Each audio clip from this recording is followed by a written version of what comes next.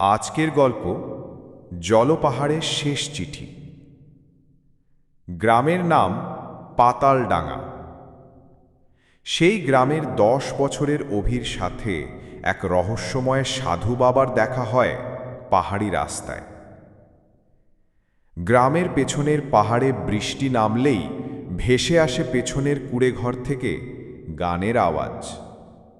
অভি একদিন গিয়ে দেখে সেখানে বসে এক সাধু বাঁশি বাজাচ্ছেন। সাধু বলে, জল এলে আমি ডুবে যাব, কিন্তু আগে তোমায় কিছু দিতে চাই। অভিকে একটি চিঠি দেন। সে রাতে পাহাড়ে ধস নামে। পরদিন সেই কুঁড়েঘর নেই। চিঠিতে লেখা, এই পাহাড়ে লুকানো আছে একটি গ্রন্থ, যা একদিন তোমার কাজে লাগবে। তুমি সত্য খোঁজো। বছর 10 পরে অভি হয় প্রখ্যাত পরিবেশ বিজ্ঞানী।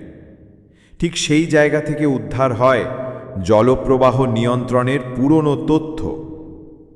অতএব প্রকৃতি তার গোপন জ্ঞান লুকিয়ে রাখে নির্ভীক ও সরল হৃদয়ের জন্য।